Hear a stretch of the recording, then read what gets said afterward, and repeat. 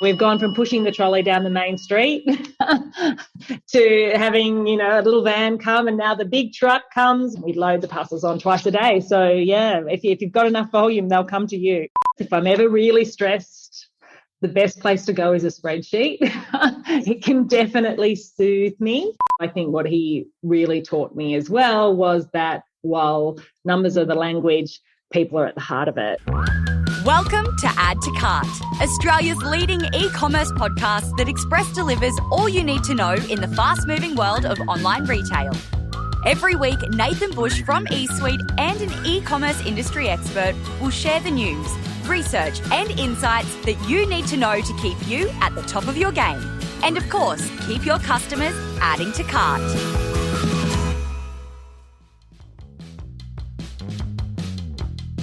Welcome back to another week in e-commerce. Thank you so much for all the wonderful feedback on last week's episode with Erica Berchtold, the CEO of The Iconic.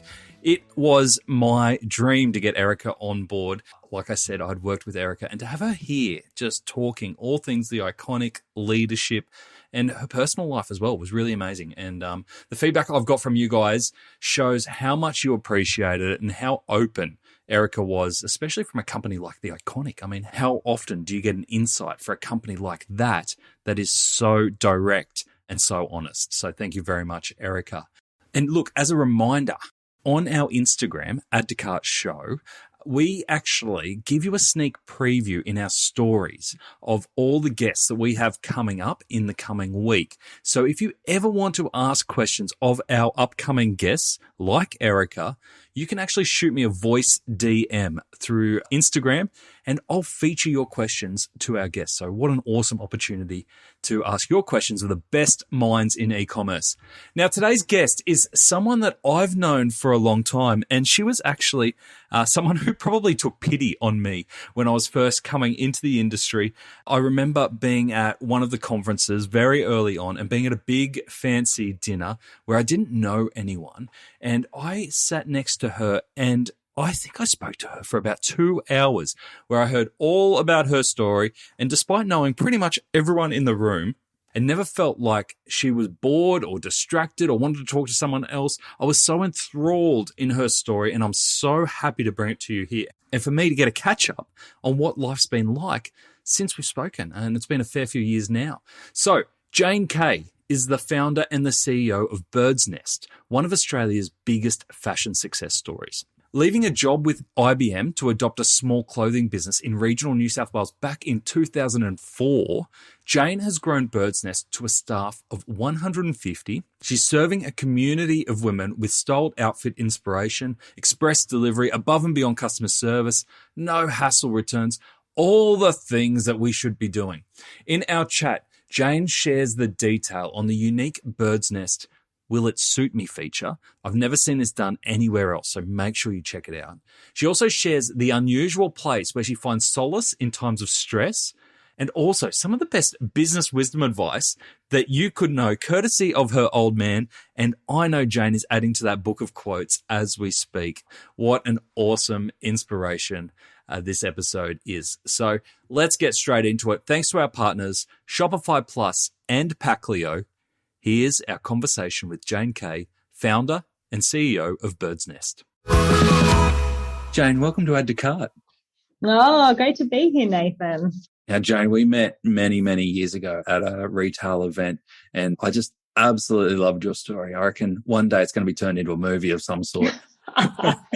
And I feel like you've told it 1,000 times. So I'm going to have my attempt at summarizing it. Oh, please tell do. me if I've got it wrong. So essentially, this could go really badly, actually. You're an IBM consultant. You met a country boy. You married your country boy, had a brief stint in the city, and then moved back to Country Cooma, bought a local fashion store and evolved it into a thriving online business. You now employ over 150 team members in a town of, 6,500 people, and are generating around $30 million a year. Is that right? Oh, it sounds so simple when you said. That's great. That was easy. How long are we talking? What's the time span on that story? So I met that country boy. We got married in 2000. But yes, I've been in retail 18 years now. So Both are long-term relationships, both feel a bit the same. You know, you need a bit of counselling all the way through, and there's ups, there's downs. Yes. Oh, amazing. And so on that story, is there any part of that you've never told? Because, you know, when you say it like that, you say it that quickly, 18 years and here we are, 150 team, $30 million a year. Sounds easy, right? But is there any part of that story that you've never told anyone? Oh, well, Nathan, I'm a bit of an open book, so probably not. Probably too open sometimes. I think, you know, what's interesting about this, or well, just about life in general, is there's just so many sliding door moments, aren't there, in terms of, you know, which way your life goes. And certainly I hadn't imagined I would end up in fashion, or, you know, so I think one of those sliding door moments is moving back to the country. I really thought you needed a ticket. You know, I had this sort of city-based skills that I thought, you know, once you move to the country, you needed to be an accountant, a nurse, a teacher, and so I was really planning on being a careers counsellor. So I'd actually gone back to uni. I was working in a high school, and it was the year I was working in a high school that we bought High Country Outfitters, is what it was called then, and I ended up in retail. So the rest is history. But yeah, it could have looked very different. Could have looked very different. What kind of advice would you have? Because obviously we've come through COVID. I try not to mention it too much because we've all lived it and we've had enough of it. But we've still got a lot of people who've gone, well, actually, maybe I don't have to live in a city anymore. I can go and live in the country. I can go live by the beach. I can go live where I want. What's the reality of it? Oh, the reality is actually we are the lucky ones. Honestly, we do have a lot of aerials on our roof. Like, you know, now there's Starlink, so that's great. So connectivity can be an issue depending on how remote you go. But yeah, I really feel like we get to, you know, really live in the slow lane, live amongst nature, and be 2 minutes from our kids' schools or whatever, and then also get to participate in whatever industry we want now. And, you know, for us, it's e-commerce, and that's just been just such an exciting space. We were lucky in Cooma. We're an hour from Canberra. We can tap into that postal network, which is express across Australia. So that's been very important, because when a girl orders a dress today, she really wanted it yesterday. So there's some things that have worked for us in setting up this business in this location. And I think if you're looking at moving to a location and you've got a business in mind, you'd probably want to be checking out the infrastructure that you need to run that, because, you know, potentially some of the infrastructure in the country is not quite on the same playing field as our metro areas, but there's lots of other things where it just kicks it out of the park. So it's really good to hear, because you hear a lot of fashion retailers feel like they've got to set up within kind of a couple of 100 meters of an Australia Post primary distribution centre. Nice to hear there's options outside of that. Yeah, we've gone from pushing the trolley down the main street to having, you know, a little van come, and now the big truck comes. We load the parcels on twice a day. So, yeah, if you've got enough volume, they'll come to you. How good. Okay, so let's take it back a little bit. And your dad was an accountant. We mentioned there that you were an IBM consultant. So you've come from a world of numbers and analysis. How does that translate into a love for fashion and customers, to what BirdsNest is today? I do love my numbers. If I'm ever really stressed, the best place to go is a spreadsheet. It can definitely soothe me. And yeah, it's interesting you talk about my dad. You know, obviously, you know, your parents are your first mentors in life, but he was also certainly my first mentor in business, and he built a management accounting firm specializing in agriculture, so benchmarking in the kind of cotton and wool and, you know, beef industries and things. So he's just turned 80, and we've just self-published this gorgeous book because he's got all these crazy sayings, like, you know, great, like, you know, real dad things, but no, that like they really are quite wise. So we've called it like the 100 Bush Business Wisdoms by Mick Boyce. Do you have a favorite wisdom out of there? Oh, so many. But the book opens with, you know, if you're going to win the game, you've got to keep the score. So, and, you know, I think I was always going to study commerce. I always wanted to be in business. I grew up with business being discussed at the breakfast table. I just thought that's what you did when you grew up. And Dad always said, if you're going to study business, you have to study accounting, because accounting is the language of business. And I think at the same time, though, I think what he really taught me as well was that while numbers are the language, people are at the heart of it. And so an accountant with a heart, definitely. Yeah. And I think, you know, when I look at the career that I've gone on to have, and, you know, and how that translates, I think I'm truly fascinated by both. I'm really fascinated by humans and human psychology and us all just trying to do the best we can. So I ended up in business, and I think fashion again was another accident. And, we were really looking at the numbers of a whole lot of different businesses, and we fell into this one that had been around for 20 years before I even bought it. Then it was really and truly on the shop floor that I fell in love with retail and really understood this notion of retail therapy. And I think particularly for women and women's and fashion and clothing, it's a very vulnerable space for women. And so it was such an exciting space to make a difference and create a really safe and nurturing environment for women to come and experience fashion in. So, then I fell in love with that. So it's been, it starts with a love story, falling in love with the farmer, just constantly, And that is, I think that, to be in business for that long, it's, how do you grow a business and stay in love with it? I think that's part of the challenge as well, because it's really been very much a long distance race for us rather than a sprint to a finish line of selling the business or doing something else. It was really about building a community. Ever scrolled through an e-commerce packaging website for fun? Nah, me neither. Until today. Packleo is putting the joy into the packaging game. So let's play a game. I'll tell you the name of the Packleo product, and you have to try and guess what kind of product they are. Fairy floss, compostable mailer, queen bee, honeycomb padded mailer. Here we go. Gummy shark, water activated tape. Now, if my jaded self thinks that this packaging is fun, imagine what your customers will think. Packleo is also eco-friendly, Australian-owned and operated, with same-day dispatch and 14-day returns. Now that's pure joy for everyone. Check out the Packleo range of e-commerce packaging options at packleo.com. That's Packleo, Packleo, packleo.com. There's so much in there I want to unpack because I was writing questions there the whole way through, and I'm like, oh, there's so much there. But I think that thread around staying in love with your business is really key, given the evolution that you've had from buying this business in a rural town to turning it into what it is today and being a fashion powerhouse nationally.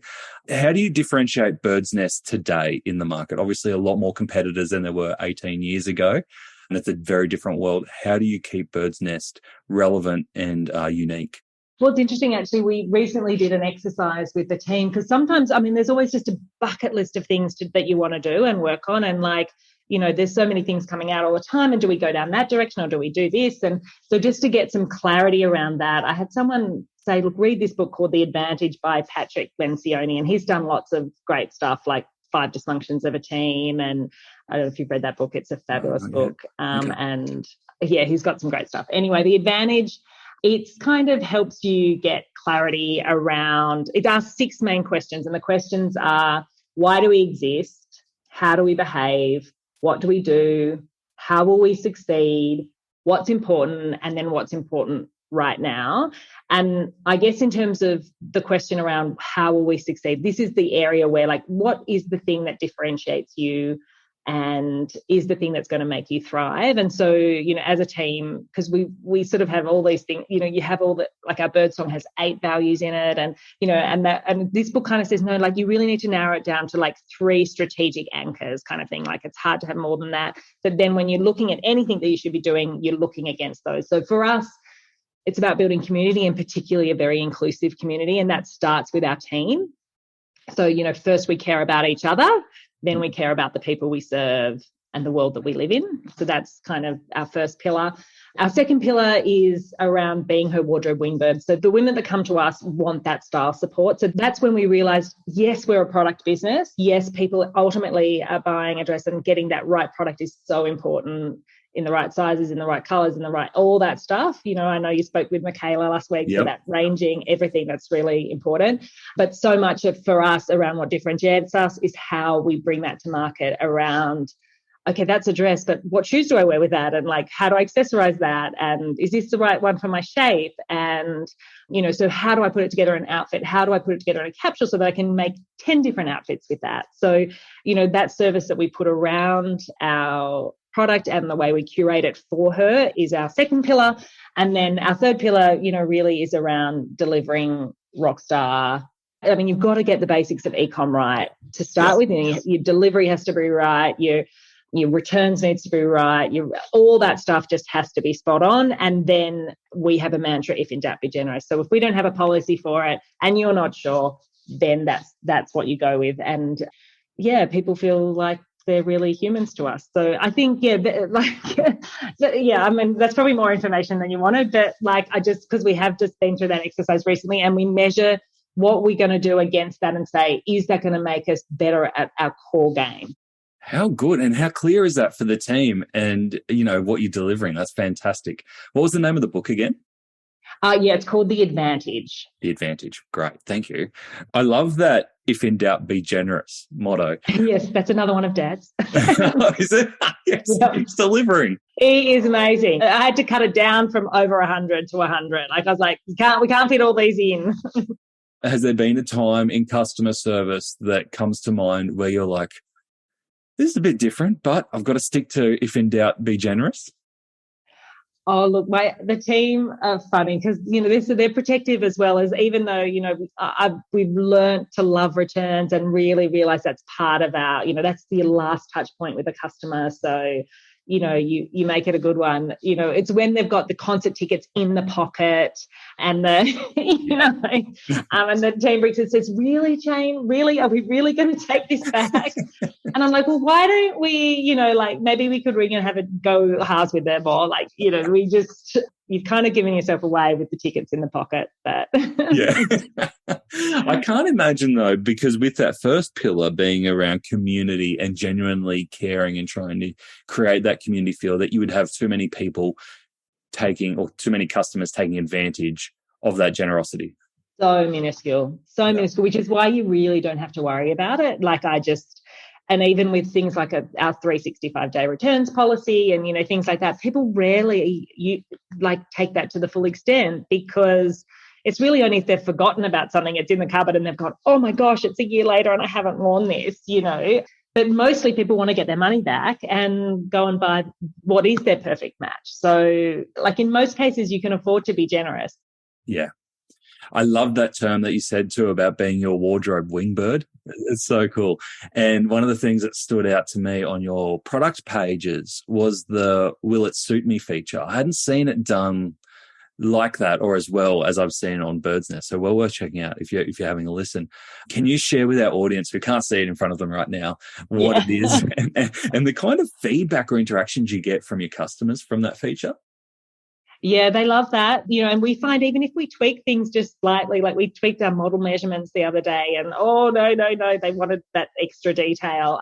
So that feature is, so every single product we have, there's the normal attributes that you'd expect for a dress, like it's short sleeve or it's this length, it's got this neckline. And we really take that to the nth degree so that the filtering that you can do is is it breastfeeding friendly? Is it, there's so many filters on our site that we had to get a special filtering. We generally break people's software if we can with the amount of data that we have around product. We certainly broke our PIM. But yeah, so the will this suit me is around, what body shapes it suits, what occasions it's going to suit. If you're this personality, it's going to be a good fit for you. So people often use that as a guide. But the thing that they use the most is when they can actually fill out a whole style profile on their profile, and then we use all those attributes to match. So we have an algorithm that runs that matches, and so you can actually go to your style matches and see within dresses or within tops, a bit like Dexter on that, perfect match, tells you how many heart scores you have for different items. So that refreshes all the time, and you can go and check out your best matches at any time. So I mean, that's cool. The thing that actually broke the PIM though was, and they had to build a whole new ability to link it, is when you're on our catalogue pages, you can actually change the view to be like the model size you like. Like you could say, show me it on a 14 or show me it on just show me the product shot instead of on the model, and that, because PIMs are used to attributing things to a product, but attributing things to a model in an image of a product is like a whole database. It breaks their minds to do that. And but we did it. Did you have to build it? Yeah. Oh, goodness. So we've recently about 2 years ago, we replatformed from a completely custom Because, of course, when we built, there was no such thing as Shopify or, there was no such thing as e-commerce platforms when we built our site back in 2000, started building it in 2006. Gotcha. And what off-the-shelf tools are most valuable to you in delivering that experience now? We have a huge combination of things from, we've got Fred Hopper that does our filtering and our merchandising and our search, and we have Commerce in the background as our PIM. BigCommerce is our front end, and we have some amazing tools in the back end. Like as I said, we're talking to Style Arcade. We've got a great tool called Stylytics, which does all our outfitting. We've also got all our own, like our recommendations engine is still our own algorithm. So we've still got plenty of software we're maintaining that we've built ourselves. But what I love about that is that your part that you've built yourself is directly related to one of your 3 pillars, right? So you haven't gone out and built on the fringes of like your core offering. You've built right in the middle of your core offering. Yeah, and that's what we've maintained, because, of course, at the beginning we built everything, and now we're like, no, we build the stuff that differentiates us. Makes a lot of sense. And I can imagine that you have now so much data. Sounds like a dirty word, but data on your customers, essentially their preferences and what they like and how they want to dress. Do you use any of that to, apart from the what will it suit me feature, do you use that to personalize the experience for them in any way? Oh, look, definitely. I mean, on the site, obviously the curation and the matches, that's the ultimate curation for an individual. But then just understanding, I think it's been a huge part of how we've evolved as a business, because if you think back to when we launched online as a retailer of other people's brands. We were a very traditional, we launched online with Levi's, Esprit, Jag. I mean, and in that time, and then this is the thing about e-commerce, it disrupts industries, so what was a wholesale brand then wholesale model, then, of course, these brands wanted a direct relationship with the customer. They eventually launched their own e-commerce site. So then you've gone from being customer to a customer and a competitor, and as you adapt, and then all of a sudden what we learn about our customers, and we couldn't necessarily buy the right product at the right time because we relied on our suppliers to be giving us, they love that black pant, can we do it in white? No, we can't. Okay, so about nearly 10 years ago, we started developing our own product, and we knew we needed something exclusive, and we knew that more and more people were going online, and we didn't want to have the same product that everybody else had. And our customer, we couldn't get the size inclusivity we wanted. We now take our ranges from 8 to 24. So then we use that data to go, look, yes, she's hitting that size curve all the time. Like, we're selling 16 is one of our best selling sizes, and so many of our brands were only going to like a 14 or a. So then all of a sudden, we knew to really bring to market what she wanted, we had to develop it ourselves. So now 50% of our sales are our own labels. We have a whole suite of birds for every occasion. So we have like Moonlight Bird for after dark. We have Boho Bird for the Bohemian. We have Natural for Birds, all natural fibers. So we've got a suite of birds and they've all been developed from understanding and looking at what she's asking us for, and then developing product and, changing adapting the experience for her. You haven't had to go back to like the 90s grunge birds or something like that, have you? No, but we've tried, honestly, we for a while, when we first launched, we had kids, men's and women's. So we've tried quite a few different types of retail, and at the heart of it though, the customer is very different between those. So you think, oh, it's fashion, like we could just, share coat hangers and blah, blah, blah. And we had, separate, but at the heart of it, the customer and what the experience that they're wanting out of it is very, very different. Yeah. And you mentioned that evolution from being a retailer of other brands to creating your own brand and designing your own products. You recently launched Rehatched, which seems to be like the next evolution for you. How does that work? So Rehatched is a collection of pre-loved birdsnest pieces, and contributed by our community. So it's our step into circular fashion, and it's part of us, I guess, taking responsibility for the clothing that we bring into the world. I think, everyone's starting to think about their wardrobes and clothing and just the world differently, and thinking about how they consume. And, obviously we see the growth numbers on pre-loved, and we've got great product, great quality. And what's new to someone, like what someone else has all of a sudden either grown out of or not, just doesn't, they only needed it for that one thing, or, that the ability to share this collective wardrobe is pretty exciting. And yeah, our community is really responding. So, we can't keep up with getting it up. And and the launch has been just very exciting, which was this year. So now, we're able to offer lifetime returns. We've always had a crazy generous 365-day return policy, and now we can literally say lifetime returns policy with us. So you can obviously return your unworn pieces for a year for a full refund, and then once you've worn them, as long as they're in pretty good nick, then we will rehome them. And so you get a credit for that, or you can also donate to different causes that we support. And what's the percentage of people who go for the credit versus who donate? Most people go for the credit, actually. Yeah. Nice thing to offer, but I feel like from a customer perspective there. Yeah, well, we ran a campaign around when the Northern Rivers was flooding. So, yes, it definitely picked up when people really connected to the cause around, oh, gosh, I really want to help people out right now. I'm going to clean my wardrobe out and make a contribution to that. Oh, such a nice way for people to make a difference. Did you come up with the rehashed idea? Were there already communities kind of like the buy, swap, sell, birdsnest communities existing? Fantastic buy, swap, sell community for birdsnest, like a closed Facebook group. And I guess, I'm really so supportive of that, and, really keen for that to keep going and be strong. Anything that I think moves the product and gives it more life, because ultimately, if we can bring this clothes into the world and extend its life, then that's ideal. It's just what threshold you have for managing your own administration around that. Do you want to take a photo? Do you want to put it up? Do you want to deal with the logistics, versus you've already got a very easy way to return it to us, and we will, manage all of that. So I think what we're trying to do is make it super easy for people, because we know that we make more, we all want to be as environmentally conscious as we can.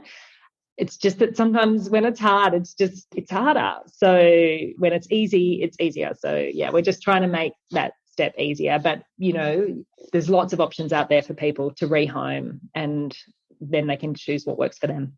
Yeah. And obviously we've seen huge hype around the rehoming, reuse market over 2021, 2022. There's some brewing companies out there doing reuse fashion. Do you foresee that in 2023, as presumably wallets tighten, budgets get a bit harder, do you feel like there'll be a financial hit that will make people seek these solutions out more? Oh, look, I think that's inevitable. Australia's going to we're still going to feel it, because we've got a lot of people still to come off their fixed home loans into variable, and that's going to be a big shock to a lot of households. And so, I think certainly in the first half of next year that there's going to be a lot of families feeling that. And it's definitely, I think its reputation has changed completely from when we were at uni. Well, no, I'm a lot older than you, Ben. When I was at uni, and, you'd go to Vinnie's for the dress up versus, actually, my children, that's pretty much how they shop. So, there's no stigma. It's like, I think definitely people will be tapping into that. And I think what I love about the solution we've brought to market is that it can actually be quite overwhelming shopping in secondhand markets. And so the ability to be able to come onto a site, see really good images, be able to filter, to still have a first class experience, of fast delivery and good returns. And, because that's often why people don't engage in it, because it's, again, not a great shopping experience. So how can you make it a great shopping experience, and how can you normalize it by having it sitting next to something new? So you've got okay, I'm going to buy new bra and a secondhand maxi dress, So, and in our situation, it's going through the one checkout. So most retailers are separating it out. That's special. Whereas it's going through the one checkout for us. Was that difficult to do? Yep. Yeah. People couldn't see your face when you said yep, but there was a little bit of fear in the eyes. It always takes longer than you think. I mean, we started this process in 2000. Obviously, there was a few things that got in our way, but because it's just even the data model of how do you relate these, are they children of the parent, and all the stuff that we had to do in the PIMS to kind of recreate that. But you didn't want to duplicate all this content across everything. So yes, it was an interesting challenge, and then also interesting to make sure they don't cannibalize each other in Google and all that sort of stuff. So that's exciting. But then it's also opened up a whole bunch of other stuff. So like you said, the lifetime returns, which again is something totally unique. So you've got a fair few unique propositions there opening up once you start putting the pieces together, right? We really do want to solve that wardrobe dilemma for her. And so looking into the future and how she's thinking about her wardrobe in the future, she is thinking about it quite differently, and it's a revolving thing. And so we're really trying to look to the future and say, who do we need to be her best partner in this, that she can rely on us? And, because we really do hope that once she discovers us, and that tends to be what happens, she discovers us, and then she does then tend to rely on us for all sorts of wardrobe dilemmas that we tend to face every day when we're women. Yeah.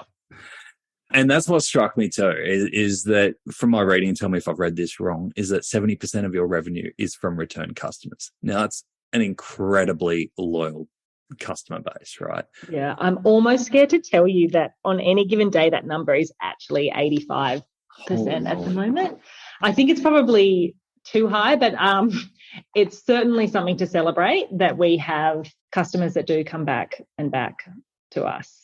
Yeah, that's incredible. Is there, obviously it's wrapped up in everything that you do, but is there any one little hack or one little thing that you do that you go, this is a great way to engage our customers who have already shopped with us and keep them coming back? I truly believe it's all in the care factor. And retail is detail. There is no one little hack, there is a billion hacks, from knowing someone's name when they walk in the door, to the way we write the notes to know what they've bought before, to, down to the design and selecting the buttons so they're going to be easy to open, to having models that people can relate to that are in their body size, the ringing a customer if you think their order doesn't look right. Maybe they accidentally ordered 2 of those things, it's all those little things and those little interactions that you have with the customer. And that, so I think it's having high care factor across the business, and that starts with your team. So.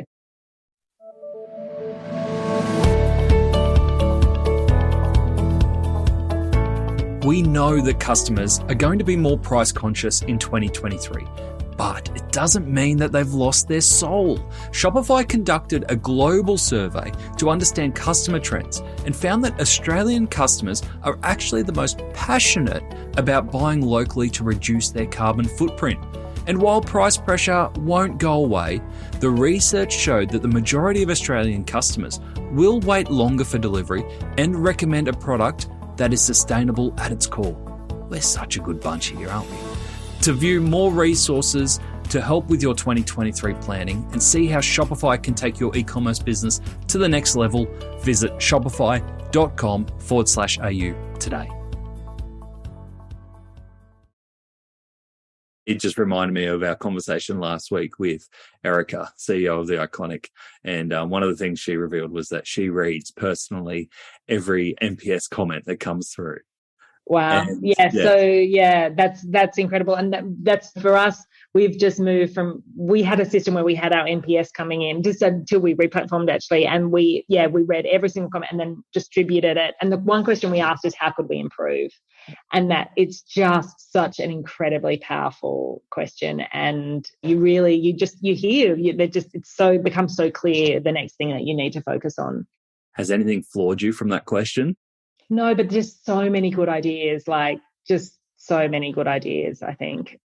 Now, I love your approach to your team. You are so well known for having an amazing culture at Bird's Nest, and even picked up awards around best place to work in Australia. Can you tell us about, we talked before we got on here about your team is currently inside doing some mindfulness on a Wednesday morning. What are you doing to make the Bird's Nest workplace such an amazing place to work? It was an early learning, and when we were growing very, very quickly and we were just hiring like crazy. And, there was just a realization pretty early on that my actual day job didn't matter that much anymore. My core purpose was, or my core responsibility was, to champion a really amazing culture. So I've been ultimately nurture the soil in which, this business and all the people in it were going to grow. So, just so much truth to that culture eat strategy for breakfast stuff. We're a team with less than 10% of our team have a tertiary education. Yet, as you say, we've won awards not only for our business culture, but also for innovation and, customer service, and in a pretty hefty playing field. So that comes from high care factor, and that starts with your team. And I think, as we grew, we didn't have an HR department or anything for a long time. Like, we don't even call it that now. It's the people team. But the first person that came along with a bit of a psychology degree and a definite love of people, I was like, okay, I think you're going to be head of trust. I think that's what it's about. I think it's all about, trust, and that comes from vulnerability and making sure, like, we're not going to get it perfect every time, but we're going to lean into it. And ultimately, we're going to put people before tasks. So, and then, once you build that community, you end up stopping having to do anything, because not anything, but the community. Yeah, it's weird that you're doing this with a cocktail on the beach. Like, it's weird that you do an interview like this. Just have a holiday then. Yeah. Because everyone just looks after each other. And that is what happens, because life is like, it's hard sometimes. And, when you're in the privileged position that I'm in, to know and have these 150 humans, you know about their lives and when things go wrong, and things go wrong all the time. And, people are really dealing with a lot in their lives, and then also coming to work and trying to give their best. And if it's a safe and nurturing place to come into, then that's just such a solid ground for many people and for each other. Like, it's just, yeah. So why wouldn't you want a good place to come into work? I think it's absolutely. It's been worthwhile for me as well. Well, you kind of create the workplace that you want to work in, right? Yes, exactly. 2 key words that you used in there that hit home for me was safety and trust. Not their core feelings or core beliefs for humans, not easy to tap into, especially in a workplace environment. Have you had any learnings that have helped you get that trust and that feeling of safety within your team? Anything that you've done you think that's a little bit different? Oh, look, I think a little bit like the question around how you build loyalty with it's like, Brené talks about the marble jar, of trust. It's a whole lot of little marbles that you put in. So it's, it's about how you do, and because you're not always going to do things perfectly. And I think, sometimes it's about the reflection of, what, perhaps we could have handled that differently. I think one of the things that has really helped us is, part of our induction is everyone goes through a mindfulness training, which is actually a really good combination of learning how your brain works, and as well as, the ancient wisdoms around being still and breath. So, and it brings a whole new language to the team. And if a team member comes in, and I can't believe I only learned about how my brain worked in my mid-30s, someone taught me, and I actually learned that I couldn't be a nice human and be stressed at the same time. Like that was not compatible. And I thought being busy and stressed was just like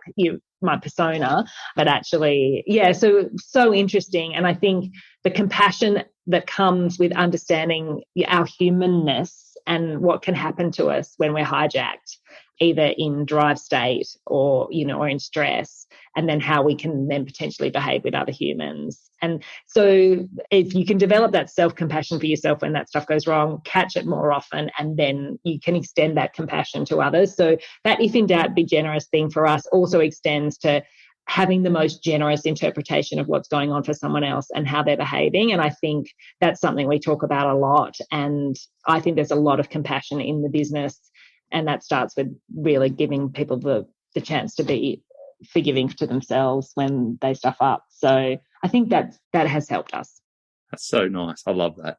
And I could imagine, though, that as a founder of this business and responsible for 150 team members, as well as family, farm, everything else that goes onto it, stress, no matter, you could be Gandhi and you would still be stressed at times, right? How do you catch yourself in the moment, and then how do you take yourself to a space where you can step out of that stress zone into being the person that you want to be? Do you have any techniques or any ways to catch yourself in that moment? Oh, yeah, look, I think as a team, we've also learned that, if something's not working and if we're in a meeting and the energy is not right, or, that you actually you need to take a break. There's no point leaning into something when it's just not working. So that the permission to say, let's circle back to this, let's leave this now and circle back, or just catching yourself earlier when you're like, okay, like I'm not fit for human consumption right now. I do need to back away. I need that on a shirt. Yeah, you need a T-shirt with that. Then apart from that, I think, sometimes a problem can just feel so big, or, and quite often for me, it's just like sleep has been the biggest learning, and that was something I totally neglected in my 20s and 30s. And so, now realizing how important that is before any kind of meditation or yoga, or just the plain old sleep helps your brain recover and all of a sudden, develop new perspectives. And so, sleep's my biggest hack now. Optimal sleep hours? I like to get 7. 7. Okay, cool. If I can, that's ideal. Yep. Okay, cool. 7, and we know we're on for a good day. Oh, well, that's me. Like, you have to listen to your body, Nathan. Yeah. I like it. All right, Jane, you shared so much today, and it's been just amazing to touch base again and hear what's been happening at BirdsNest, both from an e-commerce perspective, but also from a people and personal viewpoint as well. So I always get so much out of our chat. So thank you so much. Oh, thanks so much for having me. What's on your radar for 2023? What's big for yourself and the BirdsNest team?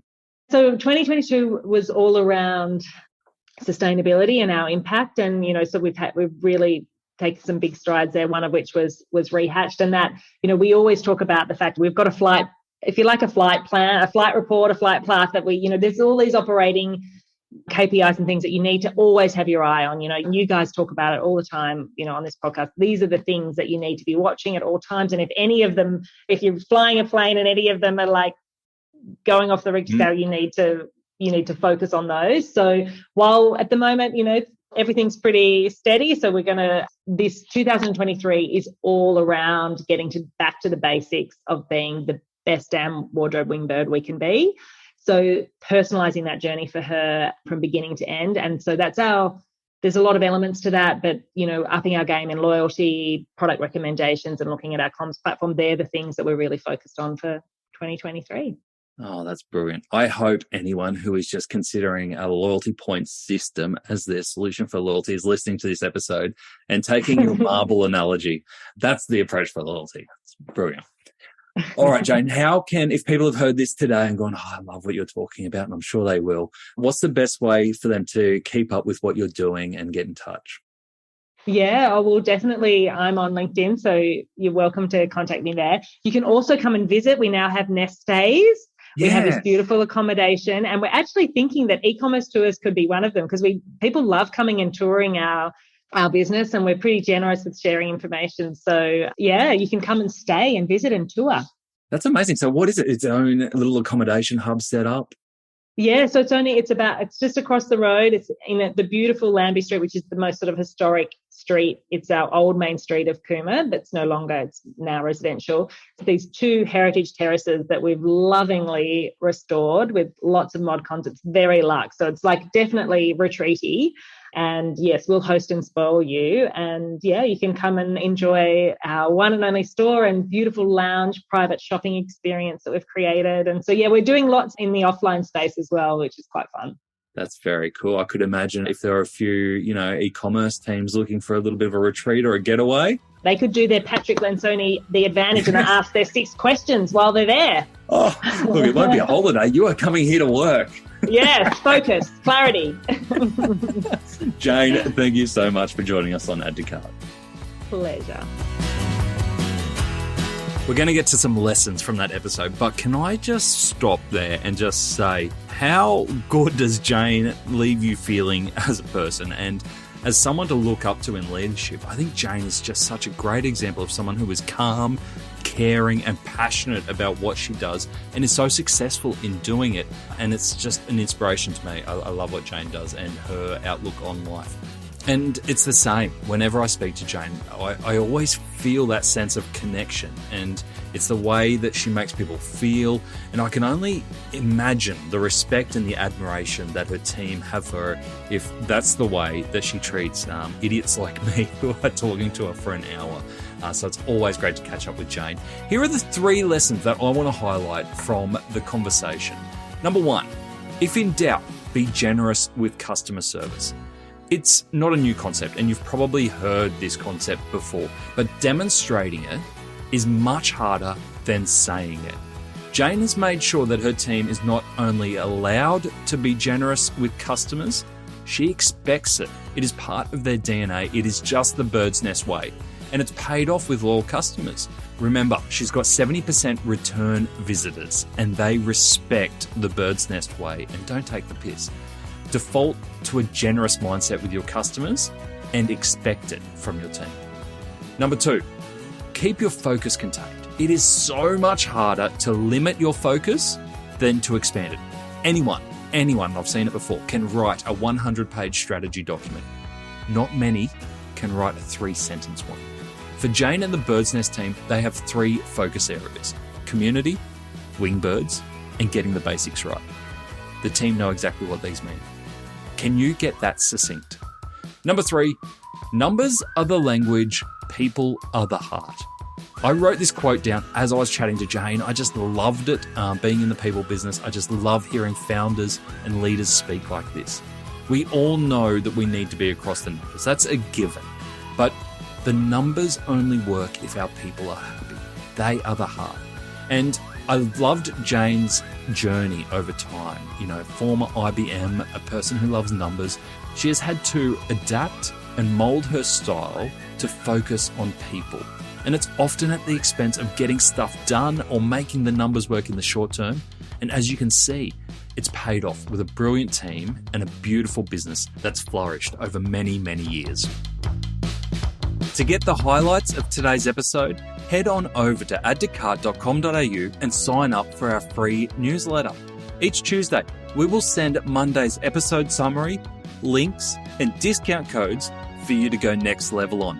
And if you're looking to explore your next e-commerce opportunity, come and visit us at eSuite. We're a dedicated e-commerce talent agency, connecting the best e-commerce talent with the fastest growing brands in Australia. Head on over to eSuitetalent.com.au where you can download the free e-commerce salary guide and sign up to our weekly e-commerce job emails. Thanks for listening, and until next time, keep those customers adding to cart.